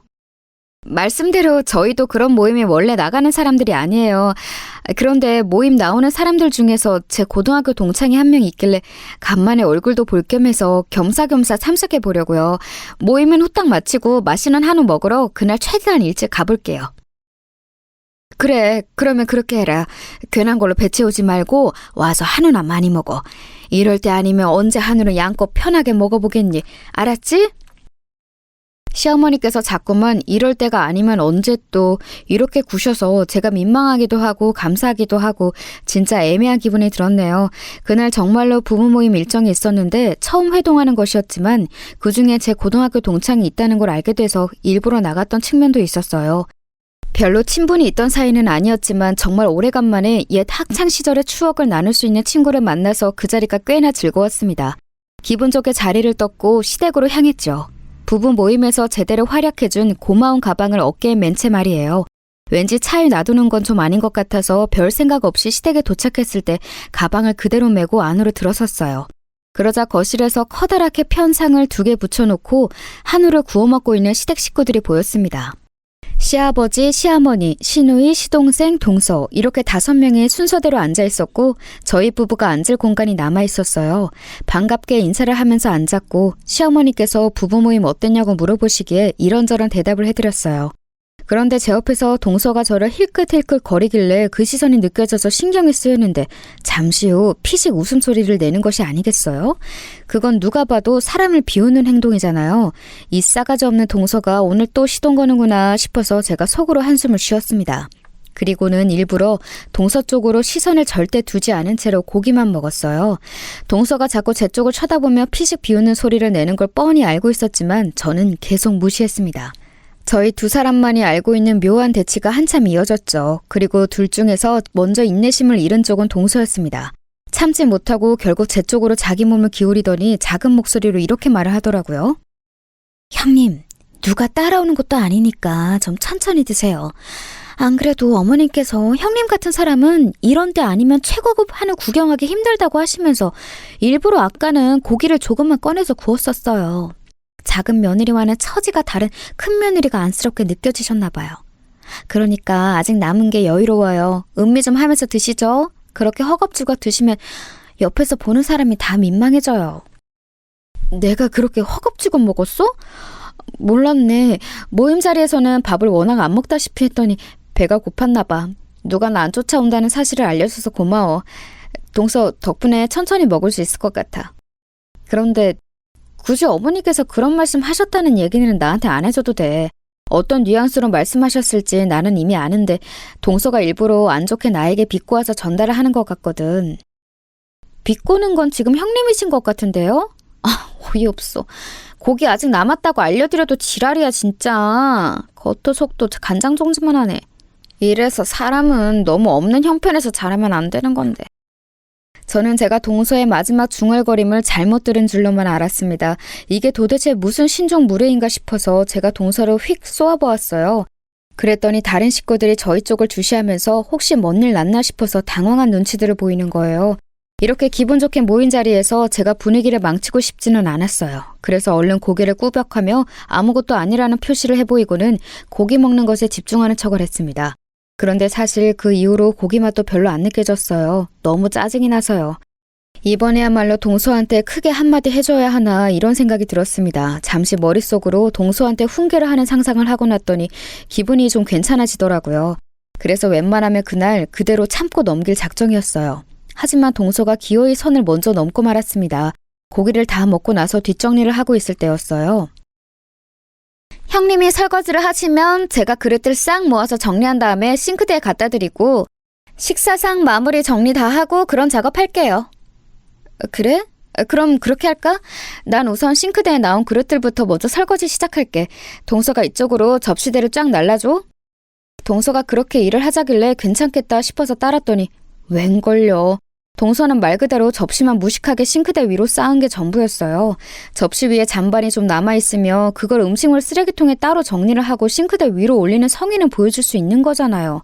그런 것도 없이 그냥 저녁상 위에 남아있었던 그대로를 저에게 계속 날라주었습니다. 참고로 신우이는 후식 과일 준비에 들어간 참이었고요. 며느리 둘이서 마무리를 하는 상황이었는데 동서는 접시만 날라버리고 그저 룰루랄라. 가만 보니까 거실에 상을 펴놨던 것의 뒷정리는 시어머니와 제 남편이 하고 있었죠. 너무 얄밉더라고요. 그래서 제가 동서가 다시 부엌 싱크대 주변으로 다가왔을 때 한마디 했죠. 저기 동서, 이건 좀 너무한 거 아니야? 내가 하는 것에 비해 동서가 너무 하는 게 없잖아. 이건 본인이 생각해도 좀 심하다고 생각이 들 것 같은데 안 그래? 네? 전혀 아닌데요? 저는 그렇게 생각이 안 드는데요. 형님, 오늘 늦게 오셨잖아요. 그럼 상 차리고 준비하는 건 누가 다 했겠어요? 그때 빠지셨으니 지금 하셔야죠. 그런 거였어? 아까 일을 많이 해서 지금은 안 한다는 거였어? 그러면 내가 지금 당장 어머니께 가서 아까 상 차리실 때 동서가 같이 준비한 거 맞냐고 여쭤봐도 되지? 이상하게 나는 동서가 아까도 뒷짐만 지고 있었을 거란 생각이 들거든. 왜 그런 건 꼬치꼬치 묻고 짚으려고 하세요? 제가 그렇다고 하면 그냥 그런 줄 알면 되는 거잖아요. 어차피 설거지나 이런 집안일 이골이 나게 많이 해오셨을 뿐인데 이것 좀 혼자 하신다고 해서 뭐가 덧나나요? 저는 형님과는 다르게 집에서 힘들게 가사노동을 안 하면서 곱게 컸어요. 이런 기본적인 차이도 있다는 걸 배려심 가지고서 고려해 주셨으면 좋겠네요. 듣자하니 황당한 개소리를 하네? 동서, 지금 그 말은 뭐야? 그럼 나는 뭐 집에서 가사노동하면서 험하게 큰 사람이라는 거야? 나도 그다지 험하게 자라지 않았어. 알지도 못하고 함부로 말하지 마. 저에 비하면 험하게 자라셨다는 거죠. 딱 봐도 계급 차이라는 게 있잖아요. 뭐? 그건 그냥 넘길 수 없겠는데? 방금 뭐라고 그랬어? 계급 차이? 울컥한 제가 당장 고무장갑을 벗어던질 기세였는데 동서가 사람 약 올리는 표정으로 입술을 실룩거리더니 먼저 자리를 떠버렸습니다. 거실 쪽으로 도망간 동서를 그렇다고 제가 무작정 따라갈 수도 없는 노릇이고 이 나이 먹고 이런 걸로 화딱지 부리지 말자 싶어서 꾹 참고 마저 설거지를 했어요. 정말 해도 끝이 없더라고요. 상 크게 차려서 먹을 때야 즐겁고 신나지만 뭐든지 뒷정리가 골치 아픈 문제라는 거 집안일 해보신 분들은 다들 아실 거예요. 힘들게 설거지만 다 끝내놓으면 다인가요? 아니죠. 그럼 이제 또 설거지 전쟁을 벌일 부엌 정리가 남은 거죠. 거기까지 제가 혼자서 다 하는데 속에서 아무리 잠재우려고 해도 얄미운 동서가 아른거려서 열불이 터졌습니다. 싱크대 물기까지 점검을 다 하고 나서야 과정이 끝났고 제가 터덜터덜 거실로 나갔다가 조금 놀라고 말았어요. 저를 제외한 모두가 너무나도 평온하게 모여서 후식 과일을 먹고 있었거든요. 가장 먼저 저를 발견한 남편이 씩 웃어주다가 이내 흠칫하는 표정을 지어 보였습니다. 제가 그 사이 너무 피곤한 몰골이 되어보 있었으니 그랬겠죠. 그 다음으로 시어머니께서 저를 보시더니 이런 말씀을 해서 저를 또 놀라게 만드셨어요. 이제야 다 한 거니? 아니 너는 그러길래 왜 그걸 혼자 다 하겠다고 고집을 부렸어. 작은 애가 너 도와주러 갔다가 네가 필요 없다고 그러는 바람에 머쓱하게 돌아섰다고 하더라. 네? 동서가요? 저는 동서한테 그런 말 들은 적 없는데요. 동서? 뭐라고 말 좀 해봐. 나 혼자 다 하도록 떠넘기고 도망간 거 동서 아니었어? 제가 너무 당황해서 대꾸했더니 동서가 눈을 동그랗게 뜨면서 고개를 절레절레 흔들었습니다. 그러자 그 옆에서 시동생은 뭔가 의사소통에 오해가 있었던 것 같다는 말을 변경이랍시고 하더라고요. 근데 너무 황당했던 게 시동생이 그런 말을 늘어놓으니까 시아버지께서는 헛기침을 2번 하시면서 난 모른다 라는 표시를 하셨고 신우이는 눈알만 엄청 굴려대더니 갑자기 휴대폰을 꺼내서 그것만 뚫어지게 보면서 역시나 난 몰라 라는 표시를 하더라고요. 시어머니께서는 어색하게 호호 웃으시면서 저한테 얼른 와서 과일 남은 거라 먹으라고 하셨고요. 그러니까 동서가 잘못을 했든 말든 이런 상황에서 다들 제 편을 들어주기에는 어렵다고 표하는 중인 셈이었죠. 제가 표정이 어두워진 채로 다가오니까 남편은 제 눈치를 살폈습니다. 저한테 입모양으로 내가 한마디 할 거야? 이러더라고요. 아유, 그냥 또 오지게 똥 한번 밟은 셈 치자 싶어서 남편에게 고개를 도리도리 해줬어요. 이때 집에 가기 전에 얄미운 동서 뒤통수나 칠수인 척 한번 후릴까 말까 이런 고민을 혼자 속으로 하고 있었습니다. 저는 그런 생각으로 멍하게 있었고 시선은 의미 없이 텔레비전에서만 고정하고 있던 상태였는데요. 그래서 몰랐어요. 시댁 식구들이 뭐 때문에 시시덕거리면서 이야기를 나누고 있는지 말입니다. 아니 정확하게는 동서가 시시덕거리는 이야기를 나머지 식구들이 듣고 있는 것이었죠.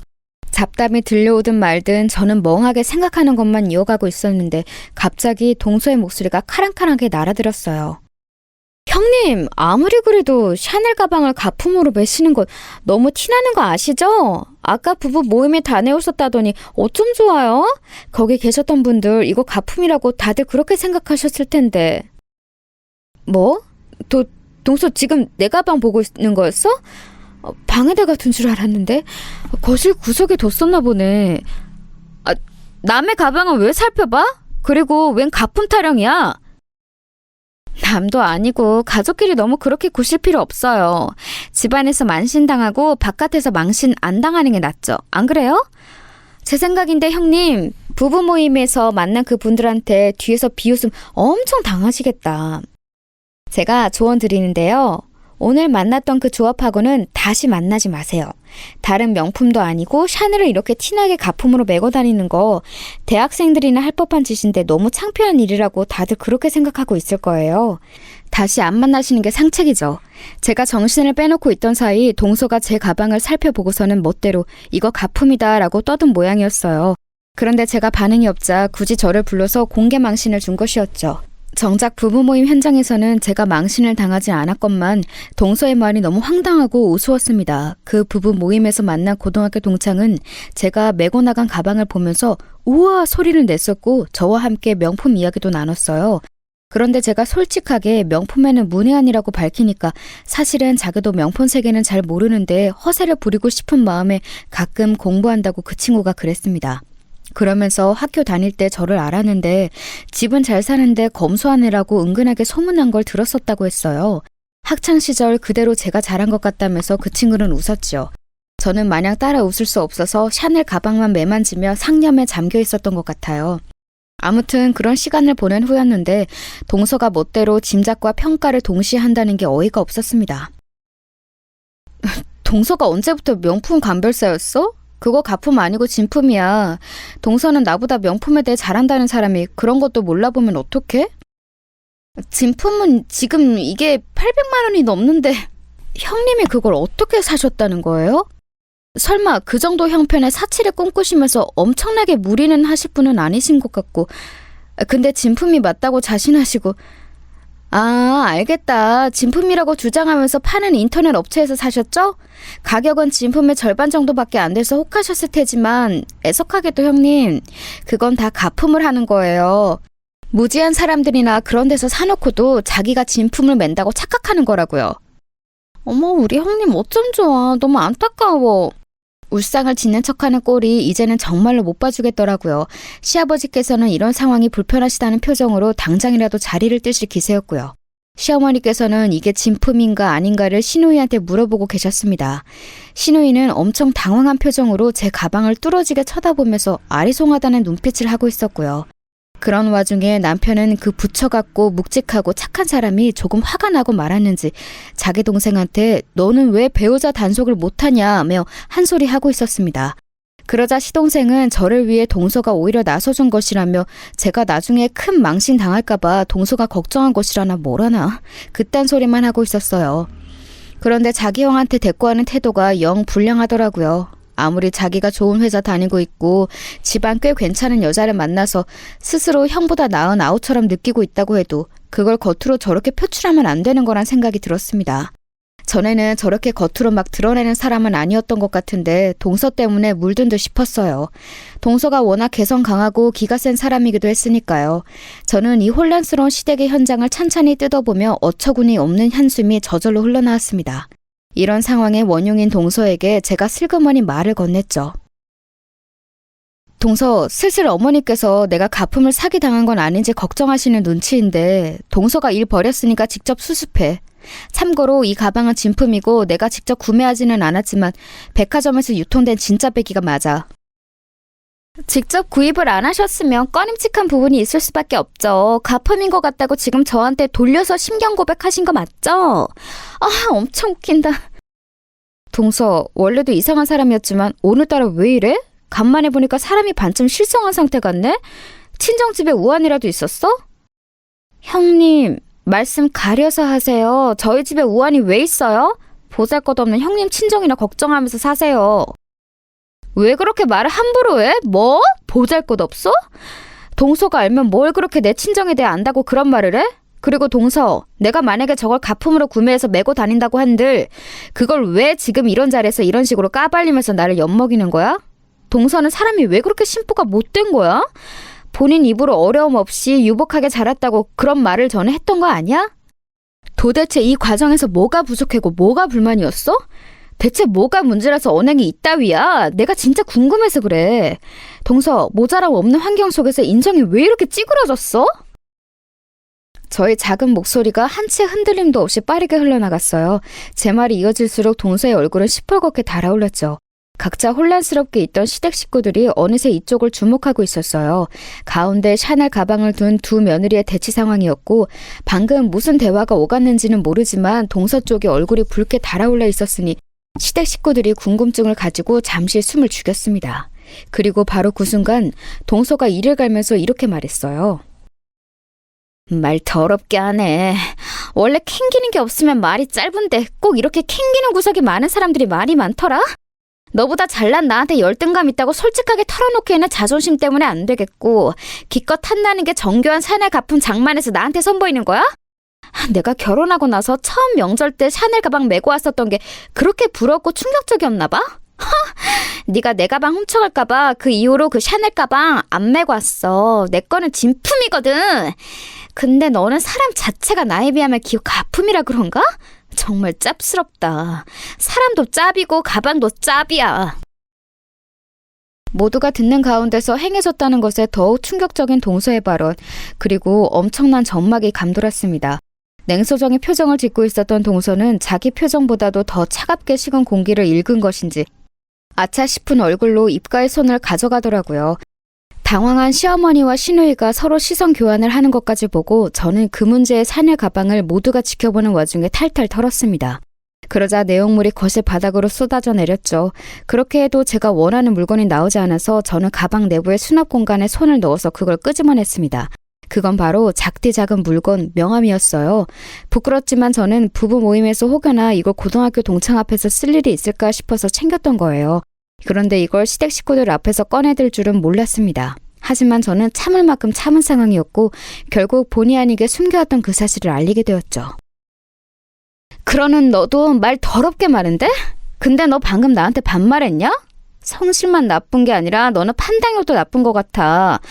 아무리 네가 오만방자하게 굴어도 모두가 묵인해준다지만 그렇게 대놓고 싸가지 없다는 걸 공개해버리면 어떡해? 너만 손해지. 앞으로는 싸가지 잘 챙기고 살아라. 내 앞에서 이제는 주제 파악 잘해줬으면 좋겠고 눈에 안 띄워주면 더더욱 좋을 것 같아. 아니 홧김에 반말이 나간 것 뿐이고요. 형님이 먼저 함부로 제 인성을 논했으니 제가 화가 나겠어요? 안 나겠어요? 주제 파악을 해야 하는 건 제가 아니라 형님이시고요. 잠깐. 근데 이건 뭔데 저한테 주세요? 명함? 웬 명함을 저한테... 코웃음 치면서 말을 잇던 동서는 명함의 내용을 무심코 확인했다가 슬쩍 저를 쳐다봤습니다. 그리고 다시 명함에 시선을 고정했죠. 상황을 보고 있던 시동생이 호기심이 생겼는지 다가와서는 동서 옆에서 그 명함을 같이 들여다봤습니다. 이윽고 신우이가 슬그머니 그쪽으로 가서는 두 사람의 뒤편에서 그 명함을 응시하였죠. 가장 먼저 입을 연 사람은 시어머니셨어요. 아이고야, 내가 진짜 체명에 못 살겠다. 며느리들끼리 사이좋게 지내야지 이게 웬 소란이라니. 아이 근데 큰애야, 너는 뭔 명함 쪼가리를 작은애한테 건네줬어? 어? 저게 대체 뭔데 다들 신중한 표정들이 돼서 빤히 쳐다보고 있다니? 다름 아니라요. 저건 제 친정 아버지 명함이에요. 그간 제가 어머님께도 그리고 아버님께도 제 친정 이야기를 정확히 밝히지 못해서 죄송합니다. 그럴 만한 사정이 있었네요. 제 말을 듣고 시어머니께서는 더욱 어리둥절한 표정이 되셨는데 반면 명함을 같이 들여다보고 있던 세 사람은 금세 낯빛이 완전히 사색이 되고 말았지요. 특히 명함을 쥐고 있는 동서의 손이 수전증 환자 마냥 덜덜 떨리고 있었습니다. 이윽고 시부모님 두 분께서도 그 명함을 확인하셨어요. 그러자 남편은 이런 순간이 오는구나 라는 표정으로 저와 눈을 마주치며 조용히 고개를 끄덕였습니다. 이거는 말도 안 되죠. 이게 웬 수작질이에요? 이렇게 큰 회사의 회장님께서 형님의 친정 아버지시라고요? 그럼 형님이 회장님 딸? 있는 집 자식? 금수저? 우리 동서는 표현이 참 다채롭네. 근데 다 맞는 말이야. 나 회장님 딸이고 있는 집 자식이고 요즘 유행하는 표현에 따르면 내가 바로 금수저야. 동서는 무슨 수저야? 계급 따지는 거 좋아하는 것 같으니까 한번 물어볼게. 흙수저는 아니니까 동수저? 아니면 은수저? 아니 저는 계급 따지는 거 별로 좋아한 적이 없고요. 우선 설명 좀 해주세요. 형님이 정말로 이런 친정을 두셨다고요? 그런데 왜 이렇게 사세요? 왜 떵떵거리며 살지 않으시고 너무나도 소박하게 수수하게 이러고 사시는 건데요? 이건 말이 안 되잖아요. 탁 치켜들면서 밖에 나가서 만나는 사람들마다 본인을 우려볼 수 있도록 명품도 휘두르고 차도 좋은 거 타고 다니고 금수저인 거 팍팍 티를 내면서 자랑하고 그렇게 사셔야 맞는 거잖아요. 근데 아무튼 이건 말이 안 돼요. 형님이 금수저 집안 사람일 리가 없어요. 그쵸 어머님? 제 생각과 동일하시죠? 동서가 몸을 부들부들 떨면서 얼굴을 아주 귀신이라도 본 것 마냥 공포에 질려가지고 말을 했는데요. 시어머니께서는 동조를 하지도 안 하지도 못하시고 아연실색으로 제 눈치를 살피셨습니다. 당신께서 보아오신 것이 있기에 제가 잘 사는 집안의 딸이라는 걸 받아들이기 어려우신 상황인데 제 남편이 초연한 얼굴로 있었거든요. 만약 제가 거짓을 말하는 것이었다면 남편의 표정이 그러진 못했겠죠. 그런데 늘 묵묵하고 거칠에 싫어하는 성격의 아들이 그런 표정으로 있으니까 시어머니께서는 직감적으로 진짜 부자 맞구나 라는 느낌이 오셨던 것 같아요. 갑자기 머리가 어지러우신지 이마를 짚으셨고 신우의 부축을 받아서 소파 구석에 몸을 기대 앉으셨어요.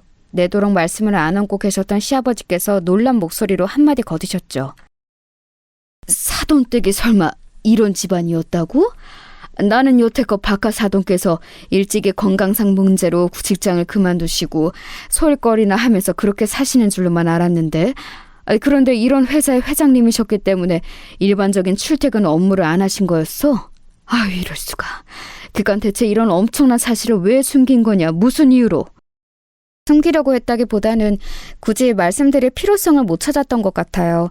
하지만 아버님, 어머님 입장에서는 제가 숨겼다고 느끼시겠죠. 죄송합니다. 솔직히 말씀드리자면 제 친정 아버지께서 몇 번의 고비를 겪으신 끝에 절치부심으로 성공을 맛보신 분이라 그런지 굉장히 매사에 철두철미하시고 엄청난 구두쇠예요. 자식한테는 돈을 쓰실 법도 하건만 도통 그러지 않으셔서 제가 결혼 전에 친정 아버지하고 엄청 싸운 적이 몇 번 되네요. 서로 가치관이 많이 달랐거든요. 아, 참고로 이 명품 샤넬 가방은 제 친정 엄마께서 제가 혹시 기죽으면서 살까봐 사주신 거예요. 이게 생겨서 좋았고 어깨에 힘이 들어갔던 것도 사실이지만 기가 죽어서 지낸 적은 없었어요. 친정 아버지께서 지독하게 인색하시고 저와 가치관이 너무나도 다르시지만 속으로는 자식 미워하고 사랑하시는 분인 걸 제가 알고 있거든요. 그렇게 말을 하면서 희한하게 저는 머릿속으로 제 친정 부모님 두 분의 모습이 그려졌어요. 살면서 그토록 두 분이 애틋하게 여겨진 적은 없었던 것 같네요. 제 이야기를 듣고 동서와 시동생이 시선 교환을 하면서 난처한 기색을 숨기지 못했죠. 그러다가 동서가 눈에 보일 정도로 마른 침을 꿀꺽 크게 삼키더니 이렇게 말을 하더군요. 알고 보니 엄청난 배경의 주인공이셨네요. 그런데 결혼한 자식이 떵떵거리며 살지 못하게 둘 정도로 인색한 부모님이시라면 별로 금수저가 아닌 것과 다름없지 않을까요? 그렇죠? 떨리는 목소리로 기껏 제 처지가 여전히 자기보다 못하다는 것을 확인하고 싶어하던 동서의 마지막 몸부림, 제가 웃음으로 받아주었습니다. 너무나도 여유롭게 제가 씩 웃어 보이자 동서는 히익 소리를 내면서 저절로 눈을 깔았어요. 저는 시부모님을 번갈아 쳐다보며 밝혔습니다. 이건 올해 안에 다 말씀드리려고 했던 건데 저는 이미 제 앞으로 받기로 한 건물이 한 채 있어서 내년 안으로 건물주가 될 것 같아요. 그리고 창선 씨는 친정 아버지 회사에 들어가 일을 시작하는 것이 어떨까 하고 몇 주 전부터 얘기가 나오고 있는 중이에요. 그런데 이게 하루아침에 결정된 일도 아니고 여러모로 신중하게 초석을 다져놓는 게 좋을 것 같아서 천천히 그렇게 하기로 했습니다. 그러자 시어머니께서는 갑자기 어지럼증이 다 나으셨다는 듯 소파에서 일어나시더니 환하게 웃으시며 다가와 저희 손을 잡아주셨어요. 시아버지께서는 세상에 이런 일이라는 표정이 되셔서 그저 멍하게 계셨고요. 시누이는 자기 모친 옆에 달라붙어서 저에게 초롱초롱한 눈빛을 보내는 중이었죠. 그리고 그때 시동생이 손으로 머리를 감싸주며 제 남편을 향해 중얼거렸습니다. 그럼 뭐야? 형은 앞길에 탄탄대로인 거야? 무려 탄탄한 회사의 회장님을 장인어른으로 두고 그 회사에 들어가서 일을 할 예정이고 그러다가 회사까지 물려받으면? 그럼 월급쟁이 신세를 벗어날 수 없는 나하고는 아예 상대가 안 되는 거잖아. 내가 넘볼 수도 없는 영역인데?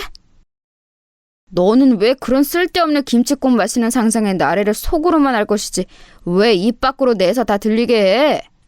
나는 욕심을 크게 낼 것도 부릴 것도 없고 그저 주어진 상황과 자리에 앞으로 최선을 다하며 살 생각뿐이야. 그게 바로 내 귀에는 가진 자의 여유처럼 들리는데? 형! 내가 말했었나? 나는 옛날부터 누구보다 성실하고 올곧은 형이 최고라고 생각해왔었어. 시동생이 처연한 미소를 지으며 제 남편에게 달라붙어 아부를 시작했죠. 그런 걸 성격적으로 질색할 수밖에 없는 남편은 머리가 아프다는 듯이 한숨을 쉬었고요. 그리고 동서는 기어이 눈물을 보였습니다. 그게 원통함의 눈물인지 어쩐 거였는지는 모르겠어요. 다만 눈물을 또르르 흐르는데도 그걸 달래주기는커녕 시어머니께서 따끔하게 혼내시는 것에 동서의 표정이 서럽게 변했었답니다. 너는 큰애가 네 손윗사람이라는 개념은 있는 거니? 어쩜 그렇게 말을 함부로 하고 성질 가는 대로 행동하고 그럴 수가 있어? 당장 잘못했다고 빌고 사과해.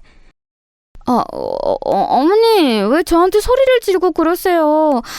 그러시는 모습 너무 낯설어요. 그럼 나긋나긋하게 노래라도 불러주랴? 헛소리 말고 얼른 사과해, 얼른!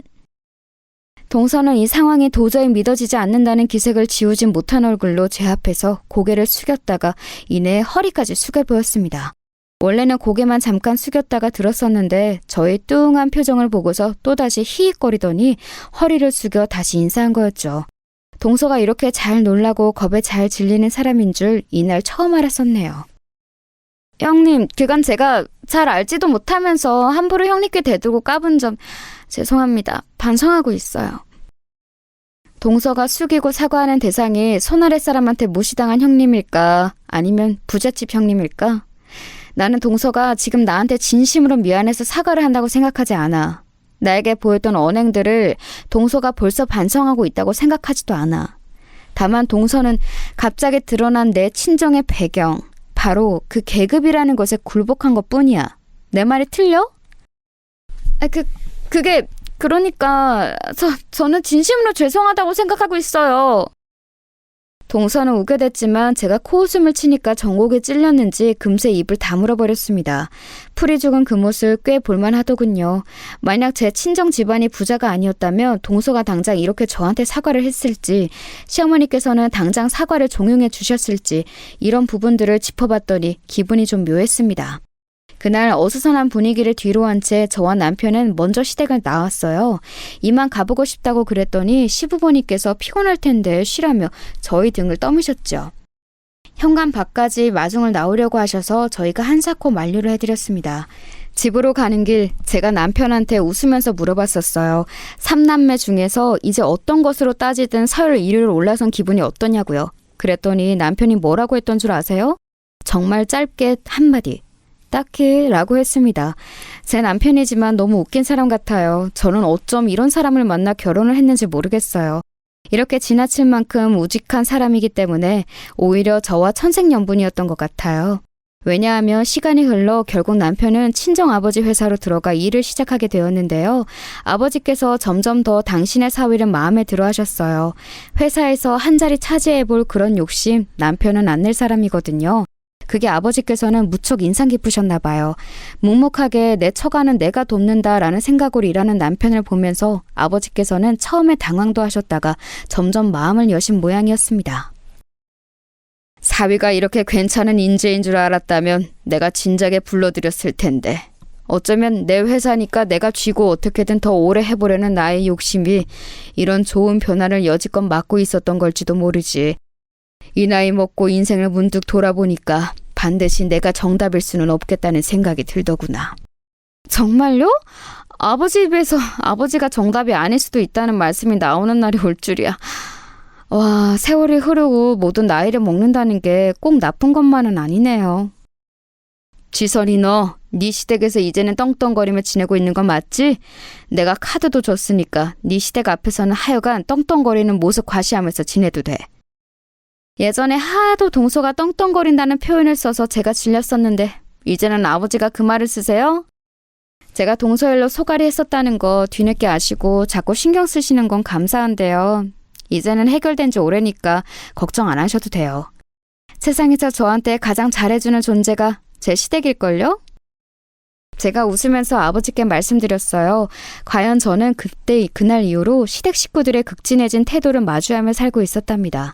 특히 두말할 것도 없이 동서요. 제 집안 배경이 밝혀진 이후로 두문불출하여 저를 피하더니 어느 순간부터는 생각을 바꿨는지 저에게 아주 공손하게 행동을 하더라고요.